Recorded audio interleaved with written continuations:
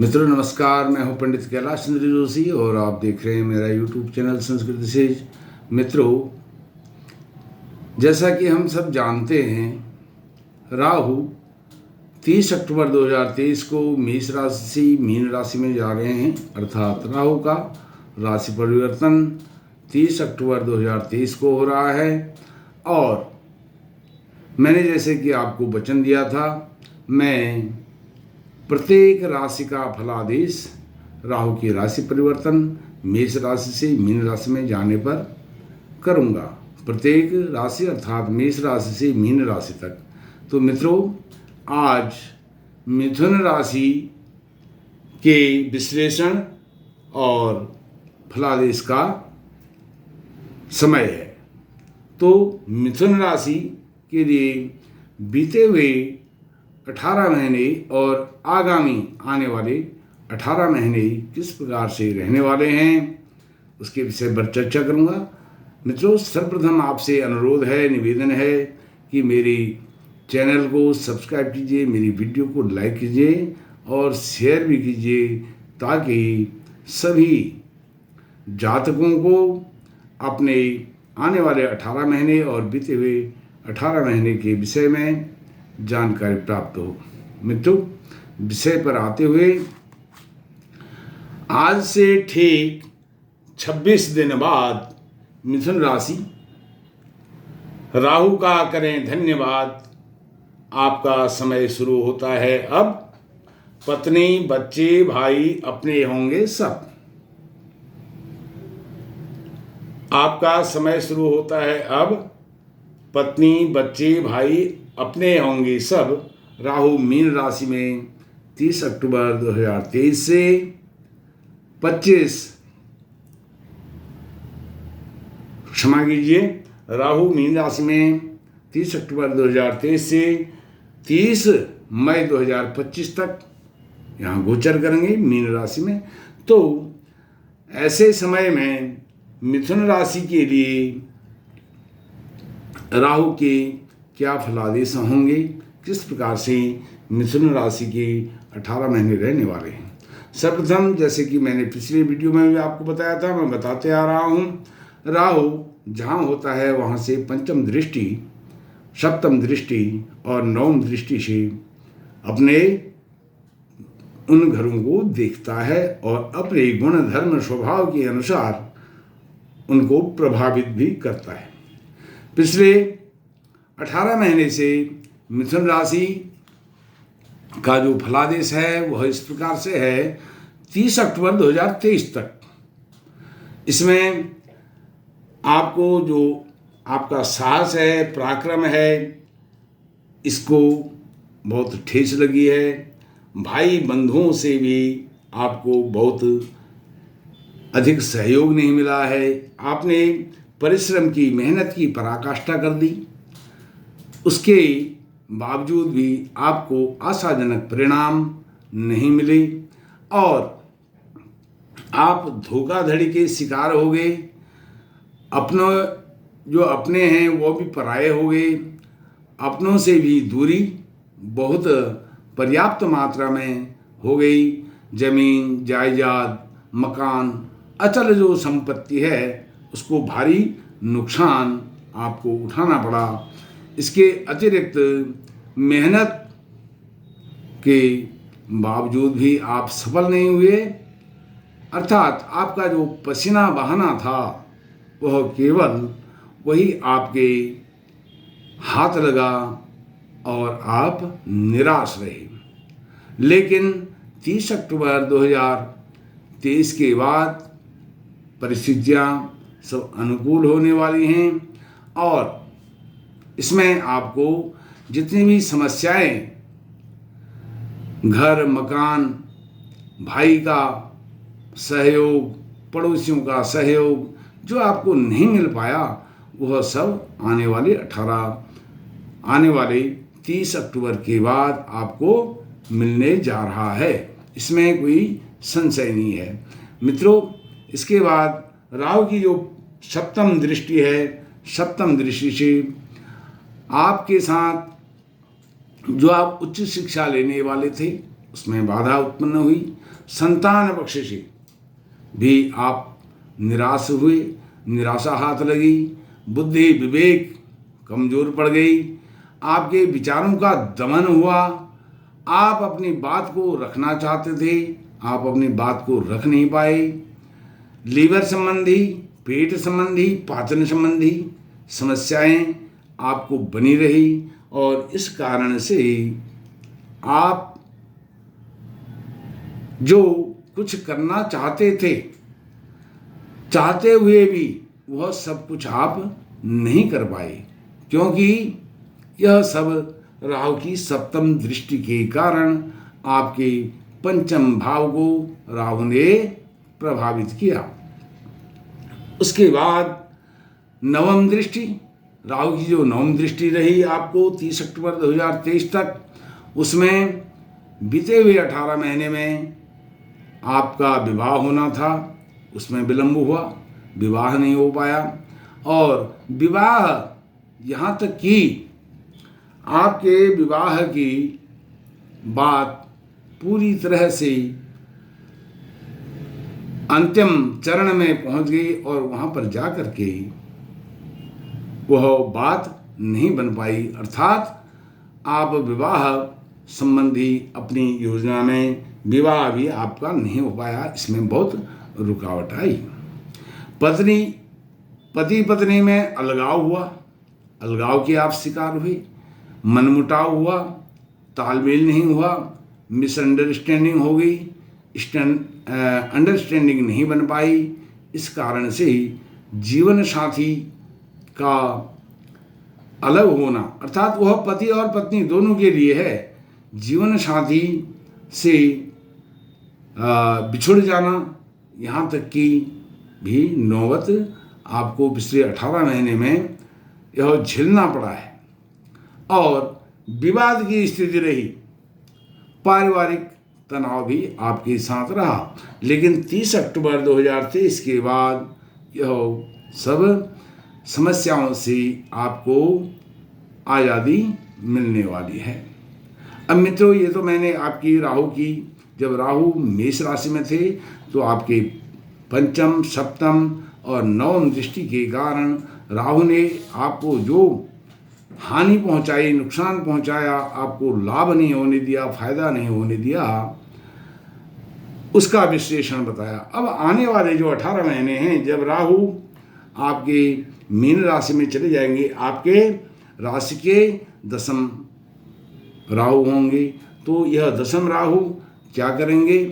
इसके कारण आपके जो भाई से, पड़ोसियों से रिश्ते समाप्त हो गए थे, लगभग समाप्त प्राय हो गए थे, वह सब बन जाएंगे।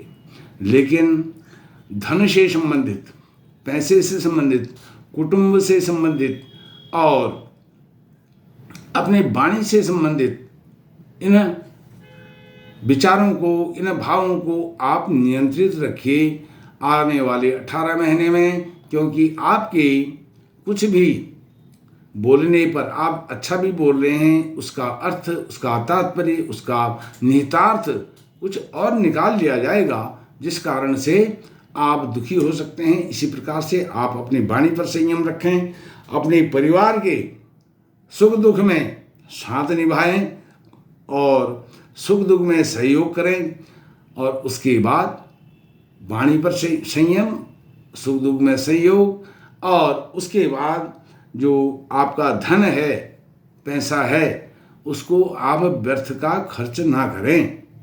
यह 3 बातें मुख्य आपको ध्यान में रखनी है आगामी आने वाले 18 महीने के लिए, राहु के आपके दशम भाव में जाने के कारण। अब इसकी पंचम दृष्टि जो होगी राहु की 30 अक्टूबर के बाद, उसके कारण जो प्राइमरी शिक्षा लेने वाले बच्चे हैं, जातक हैं, उनको कुछ रुकावटों का, समस्याओं का, व्यवधानों का सामना करना पड़ेगा, और लेकिन वो इन सब के बावजूद भी सफलता को प्राप्त होंगे।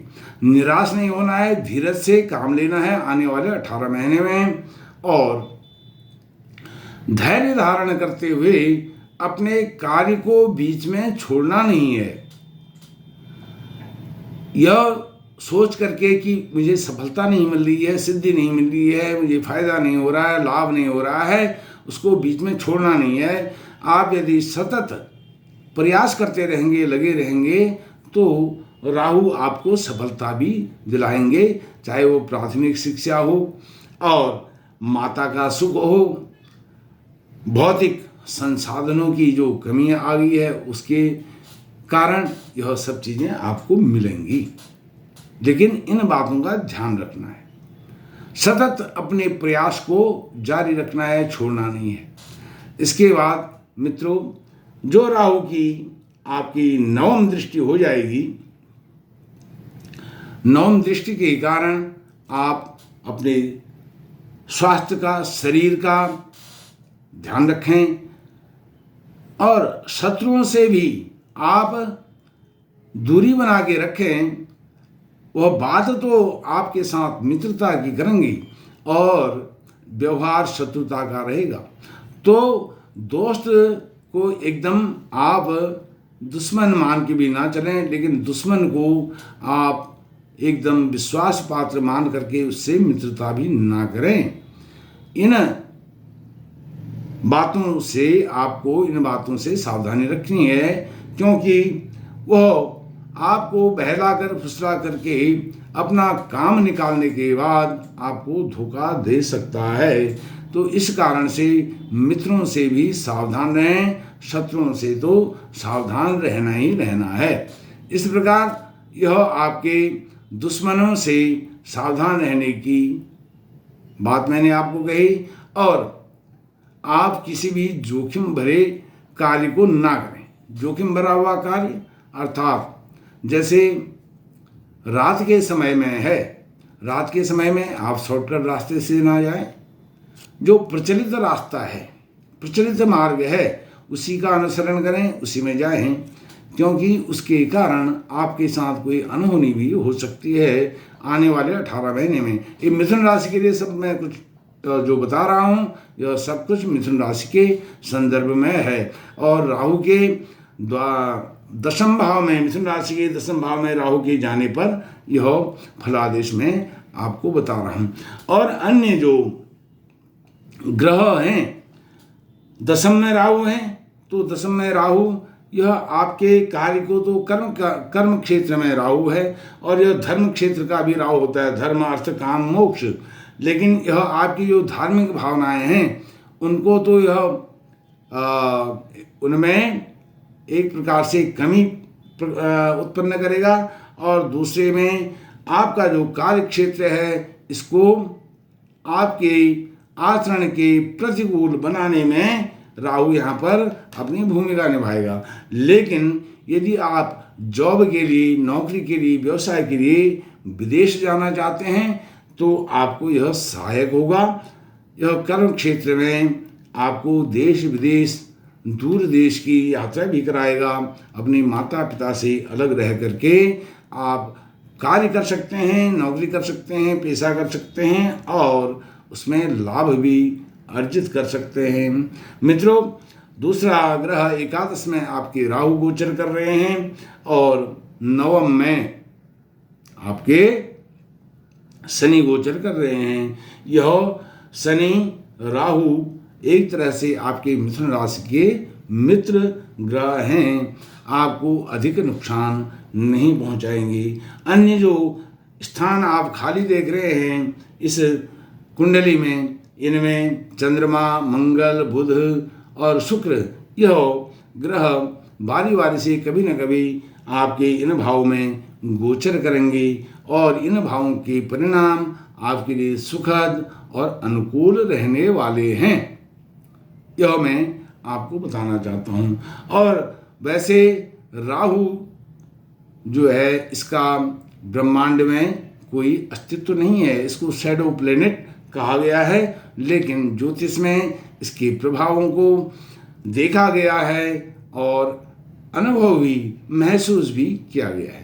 मित्रों, इस प्रकार से मैंने यह राहु का मिथुन राशि के लिए आने वाले 18 महीने और बीते हुए 18 महीनों का एक विश्लेषण किया, फलादेश किया। और आप मेरे चैनल को सब्सक्राइब जरूर करें, वीडियो को लाइक करें, शेयर भी करें। और जैसे कि मैंने थंबनेल में बनाया है, आज से ठीक 26 दिन बाद मिथुन राशि राहु का करें धन्यवाद। आपका समय शुरू होता है अब। यह सब थंबनेल में लिखा हुआ है। पत्नी, बच्चे, भाई अपने होंगे सब। आने वाले 18 महीने में यह सुखद परिणाम मिथुन राशि के लिए है। यह जो थंबनेल है, वीडियो का आप जो थंबनेल देखेंगे, यह थंबनेल एक प्रकार से जो वीडियो है उसकी आत्मा है। तो यह सब थंबनेल आपको बताता है कि इस वीडियो के अंदर क्या है। मित्रों, इस प्रकार से आप मेरे चैनल को सब्सक्राइब करें, लाइक करें और शेयर जरूर करें। बेल आइकन दबाएं ताकि मेरी आगामी वीडियोस की नोटिफिकेशन सबसे पहले आपको मिले।